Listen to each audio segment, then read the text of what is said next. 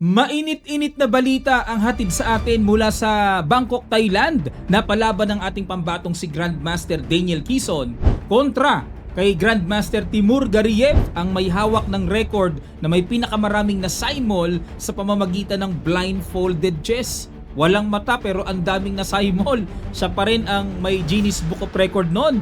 Tingnan natin, i-analyze natin mabuti mga kamatyas, pero bago natin pasadahan ay sagutan muna natin ang puzzle hatid sa atin ng Internet Chess Club application. Ito po yung last time na in-upload natin.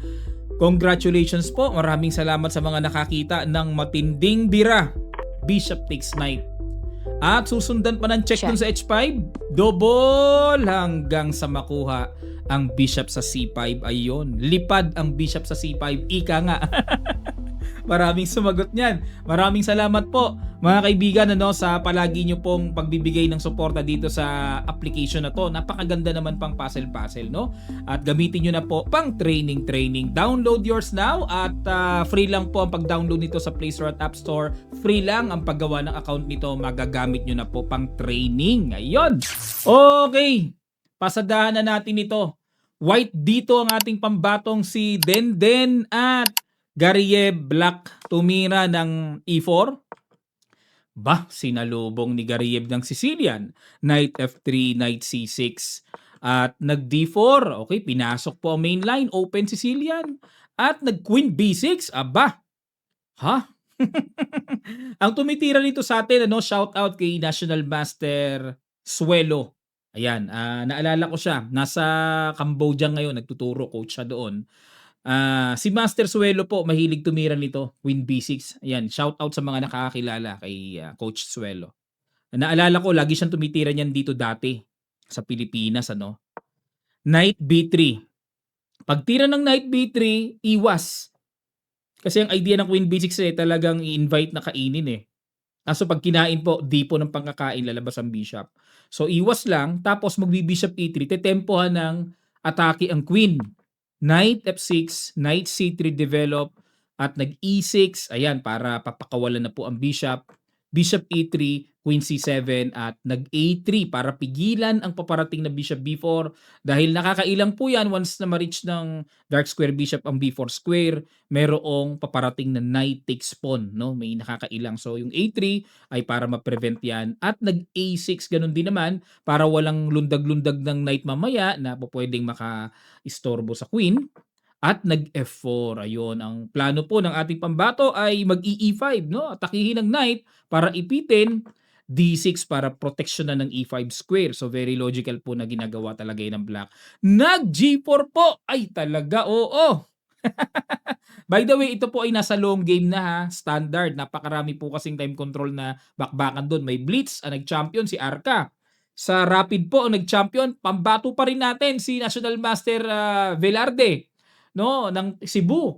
Ngayon naman, nako, tingnan natin. Ito yung pinaka main event kasi pinaka mabigatan to. Long game to Okay, G4 kung tawagin po ay Keres attack idea. Nung araw po si Paul Keres, mahilig tumira ng ganyan, tapos nag-G5, nagpo-pawn storming ng marami sa king side. Kaya ipinangalan sa kanya yun trademark ni Paul Keres. Ayan, sino mga nakakakilala dyan, ng mga lolo, mga oldies. Shout out po sa inyo, comment po kayo. Bishop E7 at dito nag-G5. Yan, diniretso pa rin. Knight D7, H4. Yan po ang idea ng Keres attack. Grabe, napaka-wild ng pinirepair dito ng ating pambato, Nag-B5. Okay, syempre to develop the queen side din. Queen D2 develop. Rook B8. Ayan, nakakasa rin. Paano? Nakakasa din po si GM Gariev na hindi siya makapag-castling sa king side. Very annoying, no? Bakit? H5, G6. Ang bilis. Ang bilis kagad ng distractions na gagawin sa king side. At nag-rook B8 muna. Nakiramdam muna yung king sa gitna na ayaw niya munang bitawan yung castling. Rook B8 nakakasa. Kung magka-castling sa queen side, uunahan niya ng putok. Mag-B4. Yan po ang mga mga palagayang mga paparating, At nag-H5, forma lang muna, B4. Ayan na, inunahan na kagad dito ni Gariev. Kinain, kain, at nag-castling. Tapang ng ating pambato Nagkabukasan na diyan, nagkapormahan na pero kinaslingan lang. Eh, kung sabagay hindi naman magagamit ang Torre dito 'no, kung 'di magkakasling. Nagkasling din, oo, ginaya ni Gariev, oh. Okey, nagkasling ka diyan, okey. Kasling na rin ako, go. Umatake man sa king side, meron din akong likod sa queen side, parang gano'n ang nasa isip dito ni Gariev ano. At nag-F5, tuloy-tuloy ang bira, basag kung basag. Wow! Nag-rook to E8. Okey, nakiramdam muna kasi po kung kakainin yon medyo 'di maganda sa black 'no, yung D5 square din ang usapan, eh. Okey, so nag-rook E8 muna, abang muna si Gariev, mukhang yung bishop ibababa doon sa F8. Nag-G6, siyempre. Kasadong-kasado na po, pantay na yan, eh, pagka ganyan, boom! Binasag na kaagad ni Denden at nag-knight E5. Parang walang nangyari 'no, relax lang si Gariev. Ni ayaw man lang mag-commit ng anumang ipangkakain diyan na pawns niya. Knight E5, ginamit niya muna ang strong E5 square para sa knight at kinain na yung F7, ayun, naku, nagpababa ng evaluation bar ni Denden. Napansin niyo, ayun bumaba 'no, nung pagkakain. So gusto po ng computer dito para mas sabog, ito po 'no, para po dagdag pundasyon sa ating attacking foundation. Baka mamaya mangyari sa atin 'to, ma-encounter natin. So, yan po ang mas maganda, yung H6. According to computer stockfish, yan po ang gusto niyang mas malakas. Talagang kumbaga pangbukas, pang-abrilata talaga 'no, pangbukas talaga ng lata. 'Pag kinain halimbawa, sige bigay tayo ng sample, pagka kinain po, kakainin ng pawn, 'pag kinain ng knight, and then HG7. So importante dito ay yung mabuksan yung H-file. So marami na pong mangyayari pagka ganyan mga kamatyas 'no. Bukas na yung tore, marami na po. May paparating na yan. Okay. Pero balik tayo, ginawa ni Denden, kinain ng F7, so yung G-file ang gusto niyang buksan. Kinain ng knight at nag-H6, okay, para buksan yung G7. Kinain lang ang pawn F5 at kinain ng G7 at dito nag-bishop F6 at napuri po ng computer engine ang tira na yan. Nilagyan ng good move 'no. At okay, ano idea? Kakainin 'to tapos may check, okay. So inaabangan ko rin dito yung mga landing-landing na mga atake ng black dito sa queen side. Okay, so ayaw munang kainin dito ni Gariev yung pawn kasi ma-expose yung king. Kumbaga, ang tawag dito sa ganitong pamamaraan mga kamatyas ay umbrella. To use your opponent pawn, umbrella 'no, para makatakip sa black king. Bishop D4, sinalubong po ang bishop at nag-bishop G5, sundot, napabalik ulit, umiwas. Kung magpapabalik-balik, may guaranteed draw na ang white o si Denden. Pero iniba ni Denden. Okay, nag-iba siya.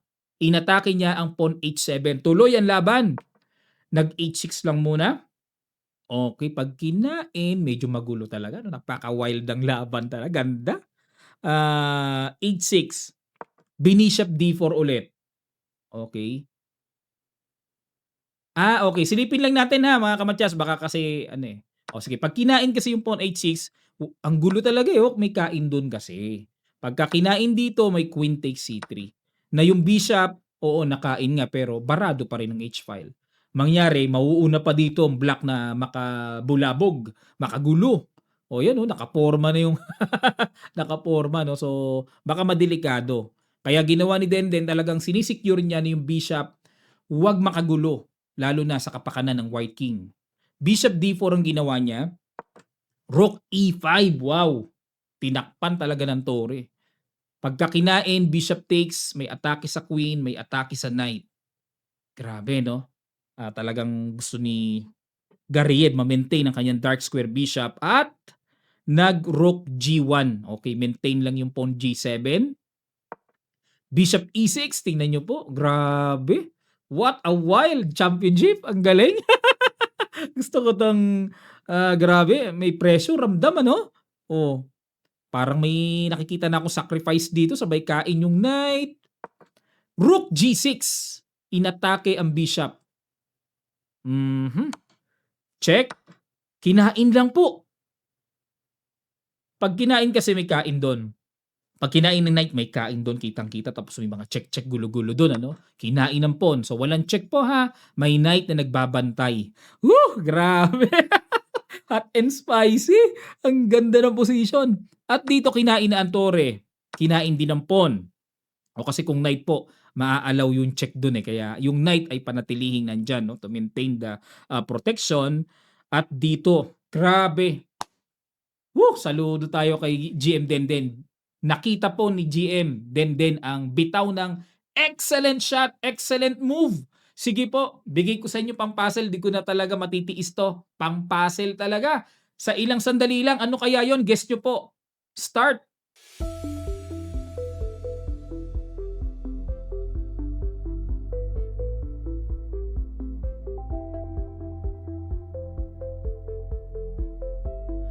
Maraming salamat po, mga kababayan. Eto tiro, knight D4. Wow! Grabe sarap. Hindi nga pala makain yun kasi nga, ayun no, nakapin yung queen, maku-queenless. At the same time, ito pong knight ay to attack the light square bishop, the F5 pawn, ang daming function, ano, daming gamit ng kabayo. At dito, nag-queen B6. Okay, para yung queen pang depensa sa bishop. At kinain ng bishop, takes, kumain ng pawn sa F5. Ayun ang nakapagpababa ng evaluation bar. Okay, ang accurate daw po dito ay B3. Yan, para mayroon pong bishop C4 na sundot. Oo nga, no? Ang lakas ng sundot. Ang sakit, ang tulis nun ah. Oo, napakatulis ng B3 na yun, no? Sabay, eto na po yung paparating.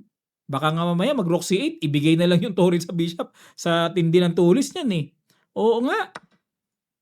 O, pero balik tayo sa ginawa ni GM Denden, kinain po yung pawn. Aw, nag knight A2 check, ng gulo na. King D2. Grabe katakbo. Hanip na takbo yun ah. Check ulit. Bumaba. Okay, so may atake sa queen. Nag queen B4. Okay, para di makain yung hanging knight, nakapin. Nagpin muna sa knight C3.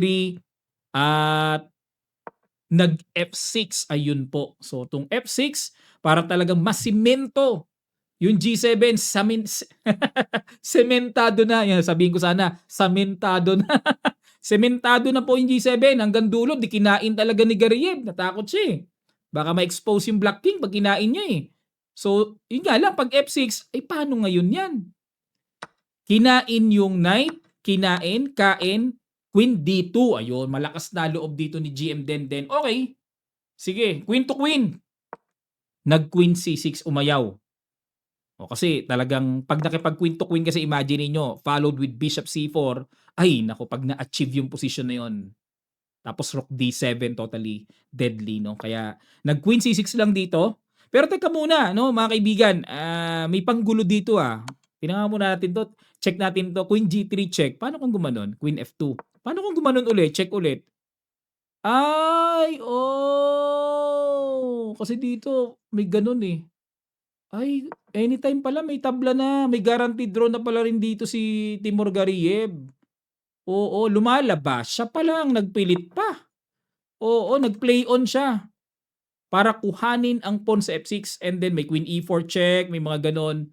Hanep, nakipagsabayan ng sapakan din pala si Gariev, ano? Tapang din, ano? Siya na ang umayaw sa tabla. At nag-queen F2, depensa. Rook B4 para may check sa E4. Bishop G2, okay, para maproteksyonan ng panggulong paparating. Nag-E4 at dito nag-bishop, nag-queen D2. Queen B6, oops, kitang-kita threat. Queen C3, okay, pag chumek, aharang lang ng bishop. Okay, so Queen C3, may check doon na paparating. Check, harang ng bishop, and then nag-rook B8, no, para maproteksyonan yung back rank. At nag-queen C7, okay, hinabol ng threat yung torre. So dito anytime kung gusto ng tabla, may tabla na eh. May mga perpetual check na eh. Nag-rook E8 at dito nag-queen C6, tineret ang torre. Ayun, bumaba pa ang evaluation bar. Bumaba pa. Dapat daw dito ay rook D2. Grabe. Ang gulo ng laban. Grabe, no? Daman-daman mo yung championship pagka ganito. Queen G3 check, King E2, Queen F3 check, King E1, Queen G3 check, King E2, Queen G4 check, King E1, Queen H4, King E2. Ayaw talaga ni Gariev. Gusto niya talaga bakbakan. Si Gariev naghahabol na siya. Oo, siya na humahabol ng panalo. O ayaw ng tabla eh. Queen C7 ulit. At nag-queen to G4 check, King E1, Queen H4 check, King E2, Rook E8. O, di ba? Play on, ayaw. Nagpipilit talaga si Gariev. Queen C6 ulit, tineret uli ang tore. Queen G4 check, King E1, Queen G3 check, angat lang uli, and then nag-Rook B8. Ayun, o, na-bad move uli si Gariev. Kung sa bagay po, pagdating sa oras, kitang-kita naman, lamang sa oras ang ating pambato, no? Meron pa tayong 6 minutes and 59 seconds. At ayun, nakuha yung pawn sa E4. Okay, so nung nakuha to, malinis eh. Wala namang attacking Rook E8 eh. Malinis, ano? At nag-Queen C3. Threat pa rin yung pawn sa F6. At dito nag-Rook D4 hanggang dulo, no? Talagang pinaglaban talaga ni GM Denden. Ayaw niyang ibigay ang pawn sa F6. At nag-G4. Ayan, para may panggulo naman. Wala na. Tumaas na lalo ng tumaas ang evaluation bar. Nag-King F2. Okay, isod lang. Knight G5. Ginalaw na rin ang knight. Bishop C4 check. Nagising na po yung isang pyesa. Kinain dito. Kasi pagka kinain, kahit kainin, lamang pa rin ng ano eh. Kasi although nakabitin po kasi yung queen, ano, yan. So, kinain. Pag kinain, bitin din yung knight. Pero dito, mga kamatsas, nang gulat ng tirang excellent shot na naman ang ating pambato. Huling bitaw. Rook D8. Sacrifice. Resign. Si Timur Gariev. Bakit po naparesign? Kasi pag kinain ng tore, kakainin po yung queen. Lipad na lipad talaga. At kapag nag-knight F7, ay magsisimple na lang ng queen to E6. Ayan, ano? Para masugswang, hindi na maka-activate pataas pa kung saan man ang tore dahil may check doon. So, mananatiling magbabantayan sa back rank and ito na rin po yung paparating. May nakikita nga ako, kain, sabay gapang, mga ganun eh. Hanggang sa ma-atake yung knight F7. Sugswang na, kumbaga. Congratulations kay GM Denden. Ito po ang standing, mga kamatsas. Magugulat kayo. Woo! Sarap na naman sa mata. Number 1 ang ating pambatong si GM Daniel Quezon. Woohoo! Congratulations! At pangalawa, ang kanyang flag ngayon FIDE eh. Pero Gariev Timur, alam ko po, dating ano to eh, Russian to eh, kung doon ka nagkakamali, ano? Pero nag-out na siya sa kanyang federation. Kaya yung mga nag-out sa kanilang mga federations, nilalagyan ng FIDE na flag. Ayan, at nag-third place po si IM Concho, ang isa pa nating candidate Grandmaster. Congratulations sa iyo, IM Jaco.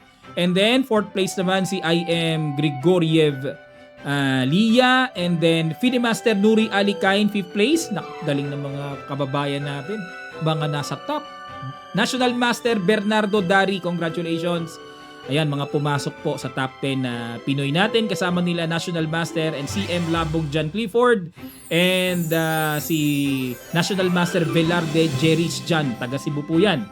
At yan, shout out sa kanyang daddy, no, na si Engineer Velarde. Siya naman po nag-champion sa rapid section na grabe. Sa rapid section po, pinisak naman niya doon si Daniel Quezon, Grandmaster. Ang galing, ano? Oo, pinisak yung si GM Denden sa rapid. Pero dito po sa standard, talagang naghari ang ating pambato. At IMR Cup ang number 11. Okay, so ang nag-champion naman po sa Blitz section, lahat pinakyaw ng Pinoy. Itong second Summer Bangkok, mga kamatsas, ang nag-champion sa Blitz, si IMR ka, nag-champion sa Rapid, si National Master Velarde, at sa standard, sa long game, ang ating pambatong si GM Daniel Quezon, si Denden. At iba pa, ito pa po yung iba pang mga congratulations sa mga Pinoy dito. Siguradong nag-gain po kayo ng great experience dito sa torneyong ito. Ayan, congratulations sa mga Pinoy, especially once again sa champion ng pinaka matinding time control category dito, ang standard long game yan eh. Pagka dyan ka nag-champion, pinakamabigat yan. Iba ang sulong. Long game yan eh. Ano po masasabi nyo, mga kamatyas? Welcome po ang inyong mga pag-greet sa ating mga players dito. Lapag nyo lang sa comment section below. And don't forget to subscribe this channel. Muli po itong inyong lingkod, Coach International Master Roderick Nava. Hanggang sa muli.